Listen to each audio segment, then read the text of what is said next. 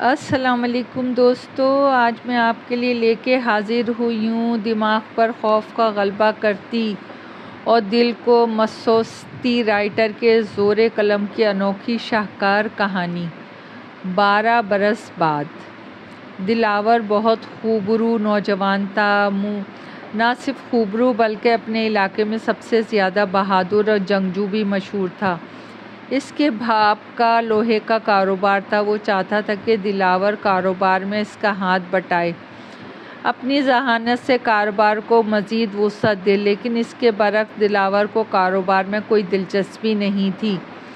وہ سیر و سیاحت و شکار کا دل دادا تھا۔ وہ ساتھ ہی ماہر نشانہ باز بھی مانا جاتا تھا۔ اپنے دوستوں کے ہمراہ وہ اکثر شکار کی غرض سے دور دراز مقامات پہ چلا جاتا تھا اور کئی روز واپس نہ آتا تھا۔ اس کے ماں باپ بہت پریشان رہتے تھے کیونکہ وہ ان کی اکلوتی اولاد تھا۔ انہیں دلاور سے بہت امیدیں وابستہ تھیں جو فی الحال پوری ہوتی نظر نہیں آ رہی تھیں۔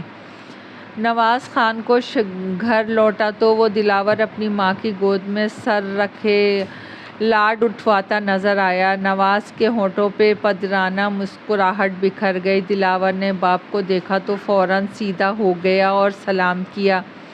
السلام علیکم بابا۔ وہ مؤدب سا تھا۔ وعلیکم السلام، جیتے رہو، کب لوٹے برخوردار؟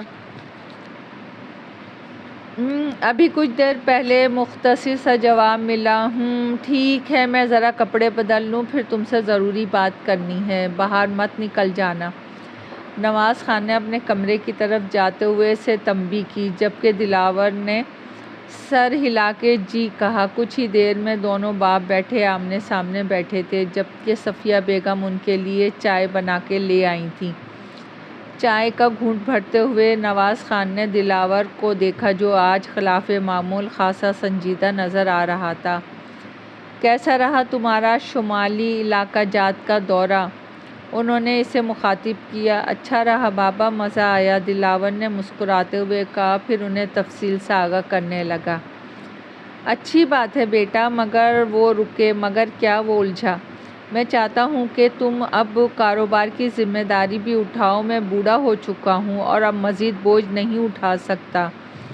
تم میرے بیٹے ہو، میرے بازو ہو، تم میرا سہارا نہ بنو گے تو پھر کون بنے گا؟ اس عمر میں تو لوگ اللہ اللہ کرتے ہیں، اور ایک میں ہوں جو دن رات بس پیسے بنانے کے چکر ہی میں الجھا رہتا ہوں۔ بس کاروبار میں زیادہ سے زیادہ منافع کمانا، یہی فکر رہتی ہے۔ بیٹا، اب میں کچھ آخرت کی فکر بھی کرنا چاہتا ہوں۔ میری خواہش ہے کہ یہ ذمہ داری اب تم اٹھاؤ۔ نواز خان یہ بول کر خاموش ہوئے تو دلاور نے نہایت سنجیدگی سے باپ کو دیکھا۔ بابا، آپ بے فکر ہو جائیں، انشاءاللہ میں 1-2 روز تک ساری ذمہ داریاں سنبھال لوں گا۔ نواز خان نے مسکرا کے بیٹے کو دیکھا۔ انہیں توقع نہیں تھی کہ وہ اتنی آسانی سے مان جائے گا، ورنہ وہ تو ہنس کر ٹال جاتا تھا۔ انہوں نے مسکراہٹ چھپا کر دلاور سے کہا، بیٹا 2 دن کیوں؟ کل سے کیوں نہیں؟ بابا 2 دن تو انجوائے کرنے دینا، اب اتنی جلدی آزادی چھینے مجھ سے؟ دلاور نے شوخی سے کہا تو نواز خان بے اختیار قہقہہ لگا کے ہنس پڑے۔ صفیہ بیگم بھی ہنس کر دلاور کے سر پہ ہاتھ پھیرا، جبکہ وہ ماں باپ کو خوش دیکھ کے مطمئن ہو گیا تھا۔ 2 دن بعد دلاور نے حقیقت میں اپنا کہا سچ کر دکھایا۔ لاابالی پن اور شوخی کی جگہ سنجیدگی نے لے لی۔ نواز خان اس تبدیلی پہ حیران تھے اور خوش بھی۔ دلاور نے کاروباری معاملات کو اس تیزی سے سنبھالا تھا کہ نواز خان بھی دنگ رہ گئے تھے۔ اس میں کاروباری شخص کہاں چھپا بیٹھا تھا؟ محض 2 مہینے کے اندر دلاور نے پہلے سے کئی گنا منافع کما کے باپ کو خوش کر دیا۔ نواز خان کی آنکھوں میں خوشی کی چمک تھی۔ نواز خان کے قدموں نے جیسے ہی اپنی آبائی سرزمین کو چھوا، ان کے اندر ہلچل سی مچ گئی۔ ان کی نظروں میں اپنا بچپن، لڑکپن اور پھر جوانی کے حسین دور گردش کرنے لگے۔ کتنی خوبصورت یادوں نے ان کا آگے بڑھ کر استقبال کیا۔ وہی گلیاں، وہی راستے تھے، مگر وقت بدل چکا تھا۔ اس چھوٹے سے گاؤں میں انہوں نے آنکھ کھولی تھی، مگر یہ جگہ ان کے ماں باپ کی آخری آرام گاہ تھی۔ کتنا زور لگایا تھا انہوں نے کہ وہ شہر میں اس کے ساتھ چل کے رہیں، مگر مان کر ہی نہ دیے، وہ اپنی زمین چھوڑنے پہ راضی نہ ہوئے تھے۔ نواز خان کی آنکھیں بھیگنے لگی تھیں۔ ان کے ساتھ بیٹھی صفیہ بیگم نے شوہر کی کیفیت کو سمجھتے ہوئے دھیرے سے اپنا ہاتھ ان کے کندھے پہ رکھ دیا تو نواز خان نے ہولے سے مسکرا کے آنکھوں سو پونچھ لیے، جبکہ دلاور نہایت دلچسپی سے ارد گرد کے مناظر دیکھنے میں محو تھا۔ وہ تینوں نواز خان کے چچا زاد بھائی مہروز کی دعوت پر آئے تھے۔ ان کی بیٹی کی شادی تھی۔ مہروز نے بہت اصرار کر کے انہیں شادی سے 3 دن پہلے ہی مدعو کر لیا تھا۔ وہ انکار نہ کر سکے۔ ان کی شاندار کرولا گاڑی مختلف راستوں سے ہوتی ایک چھوٹی مگر پرشکوہ حویلی کے سامنے جا کے رکی۔ حویلی کے تمام افراد نے انہیں ہاتھوں ہاتھ لیا۔ دلاور اپنے ددیالی رشتہ داروں کی اس قدر چاہت دیکھ کے بہت مسرور نظر آ رہا تھا۔ کچھ دیر آرام کرنے کے بعد رات کو سب نے خوب محفل جمائی۔ ماضی کی خوشگوار یادیں تر و تازہ ہو گئی تھیں۔ نواز خان ماں باپ کی دنیا سے چلے جانے کے تقریباً 12 برس بعد یہاں آئے تھے۔ وہ خود کو اپنوں کے درمیان بہت محفوظ مضبوط سمجھ رہے تھے۔ دل میں شرمندہ بھی تھے کہ وہ آخر اتنا عرصہ اپنوں سے دور کیوں رہے۔ چھوٹے سے واقعات نے سب کا دل بدل کے رکھ دیا تھا۔ بھلا وہ کیوں خوفزدہ ہو کر یہاں سے چلے گئے تھے؟ وہ ماضی میں گم ہونے لگے۔ ماضی کی یادیں انہیں اپنے آغوش میں لے چکی تھیں۔ نواز خان کا عالم شباب کا زمانہ تھا۔ عام نوجوانوں کی طرح کھلنڈر، لاپرواہ سا، ہمہ وقت کچھ نیا کرنے کی جستجو میں رہتا۔ اپنے شریر شوخ دوستوں کے ہمراہ ایسے ایسے کارنامے سر انجام دیتا کہ عقل دنگ رہ جاتی۔ آج کل اسے نشانہ بازی سیکھنے کا نشہ چڑھا ہوا تھا اور اپنی والد سے ضد کر کے اس نے بندوق بھی خرید لی تھی۔ وہ اکثر اوقات نشانے کی مشقوں کے لیے گاؤں سے باہر کھلے میدان میں چلا جاتا اور کئی گھنٹے نشانہ بازی کی مشقیں کرتا۔ اس کھلے میدان اور اس میں موجود قدیم بڑے سے برگد کے درخت کے ساتھ عجیب و غریب سی داستانیں جڑی ہوئی تھیں۔ مثلاً کچھ لوگوں کا خیال تھا یہاں بھوت پریت کا بسیرا ہے، جبکہ کچھ لوگوں کا خیال تھا کسی نیک بزرگ جن کا خاندان یہاں رہائش پذیر ہے۔ الغرض جتنے منہ اتنی باتیں۔ نواز خان کبھی ایسی باتوں پہ یقین نہیں رکھتا تھا۔ آج بھی وہ شام ہوتے ہی میدان کی طرف چلا آیا تھا۔ اس کا ارادہ تھا کہ وہ مغرب سے پہلے گھر روانہ ہو جائے گا۔ اس نے بندوق لوڈ کی اور درخت کے تنے کا نشانہ باندھا۔ اب اس نے انگلی ٹریگر پہ رکھی ہی تھی کہ اس کی نظر برگد کے درخت پہ بیٹھے ہوئے 2 خوبصورت پرندوں پہ پڑی جو ارد گرد سے بے خبر ایک دوسرے میں گم تھے۔ نواز خان کے ہونٹوں پہ مسکراہٹ دوڑ گئی۔ اس نے بندوق کا رخ ان کی طرف کر دیا۔ ایک کے بعد دیگرے دھماکہ ہوا اور دونوں پرندے تڑپتے ہوئے زمین پہ گرے اور ساخت ہو گئے۔ نواز خان کامیابی کے نشے میں سرشار درخت کے نیچے آ کھڑا ہوا اور جھک کے ان پرندوں کو اٹھانا چاہا، مگر اگلے ہی لمحے اس کا جھٹکا لگا کیونکہ وہ دونوں غائب ہو چکے تھے۔ وہ بھی اس کی آنکھوں کے سامنے۔ اب زمین پہ صرف خون ہی خون تھا۔ اسے کچھ انہونی کا احساس ہوا تو وہ خوف سے کانپ گیا۔ وہ تیزی سے برگد کے درخت سے دور ہوتا چلا گیا۔ اس کی آنکھوں نے جو آخری منظر دیکھا تھا کہ برگد کا درخت جڑ سمیت زمین سے نکل کے چل رہا ہے اور اس کے پتوں سے خون کے قطرے اور آگ کے شعلے لپک رہے ہیں، وہ تیورا کے زمین پہ گر پڑا۔ نواز خان ہوش سے بیگانہ ہو گیا۔ 2 دن بعد اسے ہوش آیا۔ وہ بے یقین نظروں سے اپنے ارد گرد دیکھ رہا تھا۔ اسے ہوش میں آتا دیکھ کے اس کے ماں باپ تیزی سے اس کی طرف لپکے۔ نواز پتر تو ٹھیک ہے نا؟ اس کی ماں بے قراری سے بولی۔ مجھے یہاں کون لے کے آیا تھا اماں؟ میں تو نواز خان نے نقاہت زدہ لہجے میں بولتے ہوئے بات ادھوری چھوڑ دی۔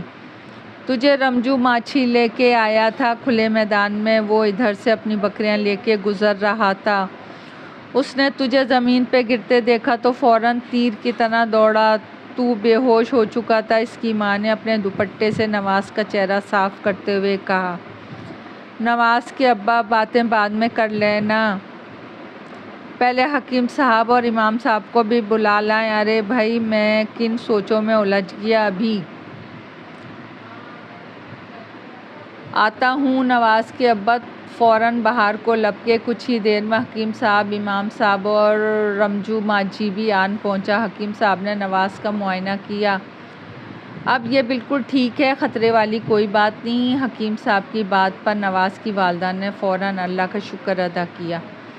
حکیم صاحب کے جانے کے بعد امام صاحب نواز کی طرف متوجہ ہوئے۔ ہاں بیٹا نواز، بولو، کھلے میدان میں تم نے ایسا کیا دیکھ لیا تھا؟ نواز پہلے تو چپ رہا، پھر آہستہ آہستہ ان کو پوری تفصیل سے واقعہ سنا دیا، جسے سن کر آہستہ آہستہ امام صاحب کے چہرے کا رنگ بدلتا جا رہا تھا۔ تو یہ بات ہے۔ امام صاحب نے کاغذ قلم سنبھالا، اس پہ چند آڑی ترچھی لکیریں کھینچی، پھر اپنی گردن جھکا کر بیٹھ گئے۔ وہ منہ ہی منہ میں کچھ پڑھ بھی رہے تھے، پھر انہوں نے اپنی گردن اوپر اٹھائی، ایک نقش تیار کر کے نواز کو دے دیا۔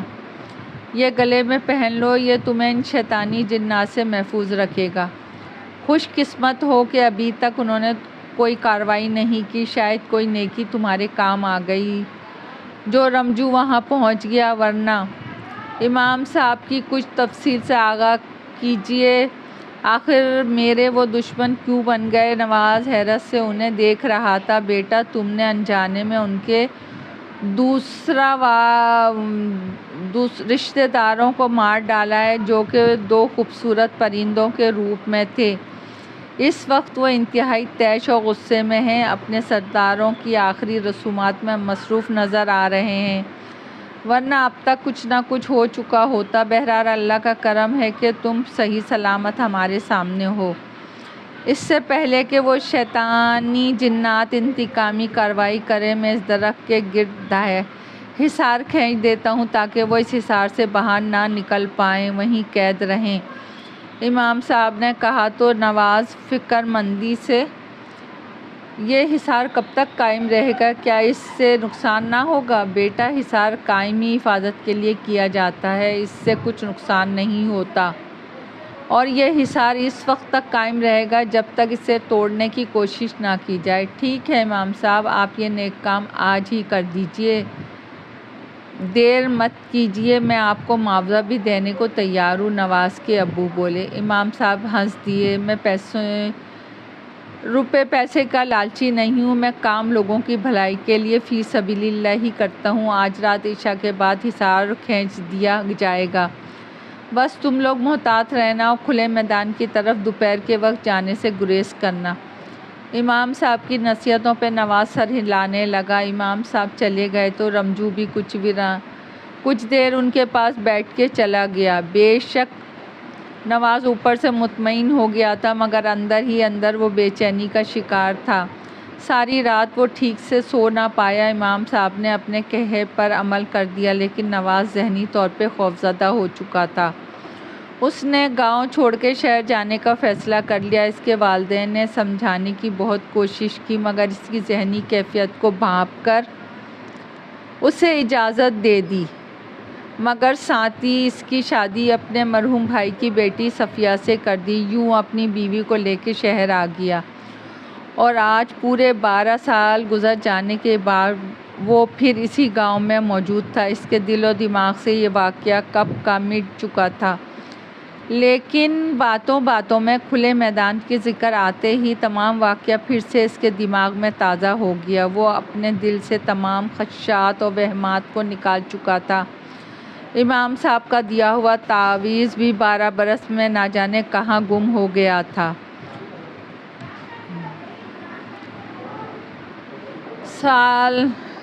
یار اپنے بڑوں سے سنا ہے کہ برگد کا درخت کئی سال پرانا ہے، شاید 100 سے بھی زیادہ، انتہائی پراسرار، خوفناک بھی ہے، خاص طور پہ تاریک راتوں میں تو اس سے عجیب سی روشنیاں نکلتی ہیں۔